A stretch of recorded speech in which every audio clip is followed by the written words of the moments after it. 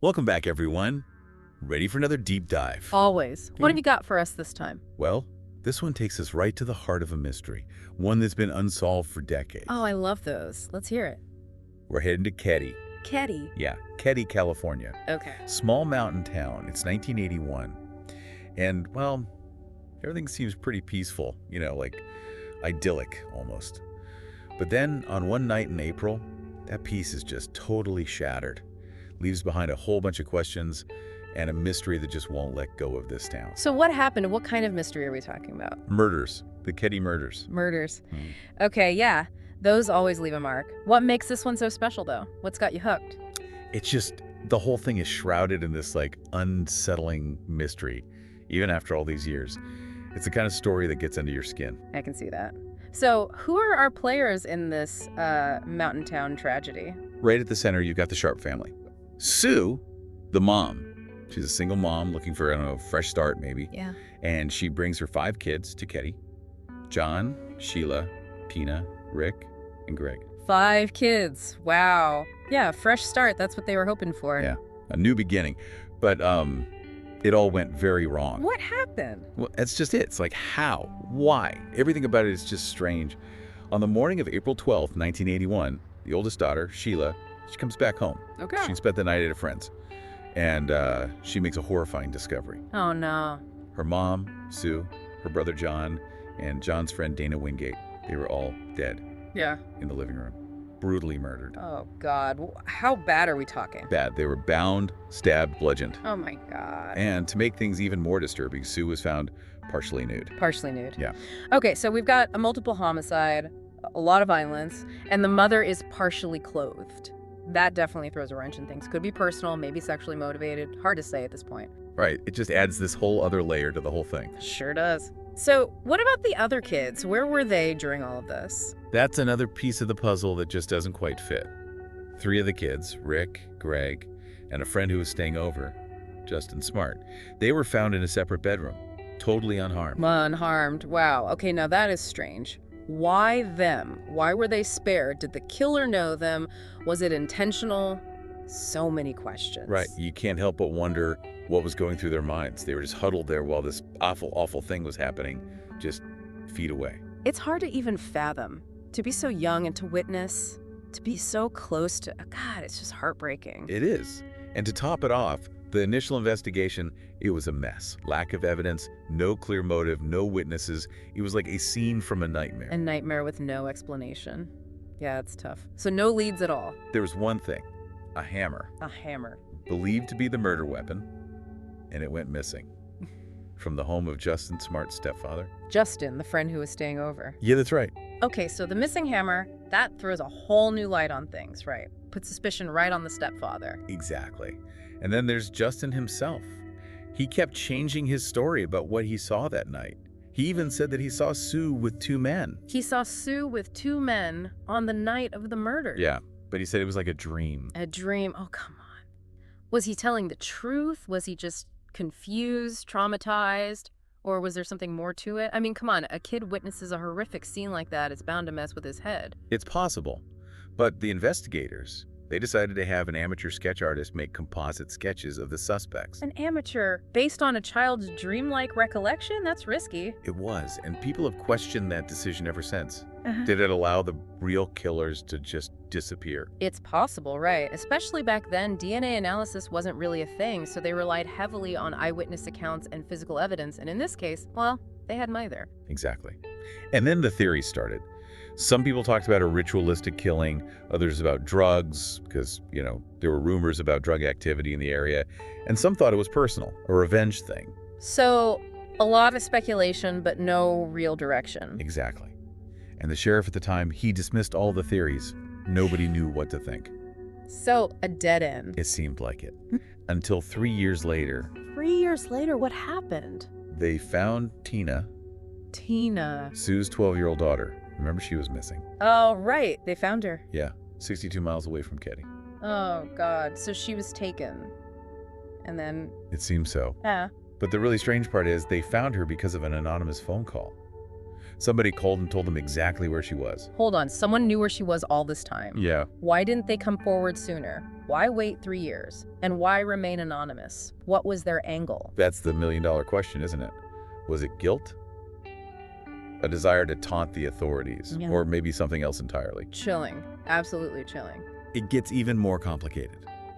Because in the wake of Tina's discovery, the investigation took a new turn. Oh, what do you mean? Where did it lead them? Towards a figure who had been lurking in the background all along. Lurking. Who are we talking about? Martin Smart, Ugh. Justin's stepfather. Smart. Yeah, he always seemed a bit off, didn't he? Like there was something about him. Right. He had a temper, that much we know. Mm-hmm. And his alibi for that night, well, it was shaky at best. But then, years after the murders, he sent this letter. A letter? To who? To his wife. What does it say? Oh, it's chilling stuff. He writes, "I've paid the price of your love, and now I've bought it with 4 people's lives." Wow. Bought it with 4 people's lives. I mean, that sounds like a confession almost, doesn't it? Right. It's cryptic, but, I mean, you can't just ignore something like that. Absolutely not. What did the police do with it? Well, that's the crazy part. It seems they overlooked it for years. Overlooked a letter like that? Are you serious? What were they thinking? How could something that incriminating just slip through the cracks? It's hard to believe, right? You have to wonder, was it just a mistake? Or was there something else going on? Yeah, like, were they pressured to look away? I mean, someone must have known what Sumbert was capable of. Maybe. And get this, there was another guy staying at the same cabin as Smart that night. John Boobeed. Boobeed? What about him? Rumors were he was connected to organized crime. Organized crime. Whoa, hold on. So now we've got a potentially violent stepfather, A&D, a possible mob connection. This is getting more and more complicated. It is. And for a long time, it looked like the Keddie case was going to stay cold. Yeah, it happens. A lot of these cases just fade away. But then, in 2016, something happened. 2016? What happened? Did they find something? They did. They found a hammer in a pond near the crime scene. A hammer. Okay, but hammers are, pretty common. Was there something special about this one? It matched the description of the one missing from Smart's home. Hold on. So, the hammer that supposedly disappeared from Smart's place turns up years later in a pond. That can't be a coincidence, can it? It's hard to believe it is, right? And the way it was placed, it was like someone wanted it to be found. Deliberately placed. So, either someone is trying to frame Smart or Smart himself put it there, thinking he was being clever, throwing the scent off. It's possible. But then, a couple years later, in 2018, there was a major breakthrough. Oh, what kind of breakthrough? Tell me they finally got a lead. DNA evidence from the crime scene. It matched a living suspect. A match? After all these years. Who was it? Philip DeLong. DeLong! Does that name ring a bell? He was a friend of the Sharps. They even considered him a suspect early on, but... But nothing came of it back then. Right. So finally they have a DNA match. And it leads them right back to someone they already had on their radar. It's almost unbelievable. I know. It's like they were so close all along. So, case closed, right. They finally got their guy. Not exactly. There was a problem. A problem? What do you mean? What could go wrong at this point? DeLong died in 2009. He was dead. The whole time. But they got a DNA match, are you sure? Yeah, he died years before they made the match. Oh, wow. So close, yet so far. It's almost cruel, Like, they finally get a break, and then, boom, dead end. It is. And even though they had his DNA, the investigators couldn't say for sure if he acted alone or if he was even the one who actually committed the murders. So, what, he could have just been there before or after? Come on, there has to be more to it. Right, it's just another layer of ambiguity. Yeah. Every time you think they're getting close, something else pops up. So we're back to square one. Almost. Oh. Except now we have 2 dead suspects. 2 dead suspects. Yeah. Smart and DeLong. And a whole bunch of unanswered questions. What a mess. It is. But that doesn't mean the search for answers is over. I guess not. So where do we go from here? It really does feel like that, doesn't it? Like a puzzle with some pieces missing. We've got the DNA, the hammer, that creepy letter. But it's almost like they just lead to more questions, What really happened in Keddie that night? A question that continues to haunt everyone involved. Even with everything that's come to light, the Keddie murders are still officially unsolved. It's kind of a reminder, isn't it? That even with technology and people working so hard, sometimes mysteries just stay mysteries. Yeah. It makes you think, what if there's something out there that could change everything? A piece of evidence nobody's noticed, a witness who's too afraid to talk. Something. You never know. That's what keeps these cases alive, I think. The hope that one day something or someone will break the silence. Like a tiny flame, right? That hope that maybe, someday, justice will prevail. And beyond just, solving the crime, there's the bigger question. Why? What would make someone do something so awful? Was it personal? Drugs? Something else? I don't know. These are the things that keep you up at night, the darkness that we all have inside. It's scary, isn't it? To think that some things might always be beyond our understanding. It is.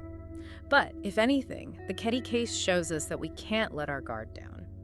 We need to remember how precious life is and never stop looking for the truth, even when it feels impossible. Because sometimes the journey is just as important as the destination, right? It's about the search for answers, for understanding, for a sense of closure. Exactly. It's about honoring the victims and making sure their stories aren't forgotten. And who knows? Maybe one day, the truth about Keddie will finally come out. Maybe those shadows will lift, and we'll finally see what's been hidden for all these years. So let's hope so. Thanks for diving into this with me. It's a case that really sticks with you. You got it. Until next time, right? Right. And to everyone listening, thanks for joining us on this deep dive. If you have any information about the Keddie murders, please reach out to the authorities. Even the smallest detail could help bring closure to this decades-long mystery. Stay curious, stay safe, and we'll see you on our next deep dive.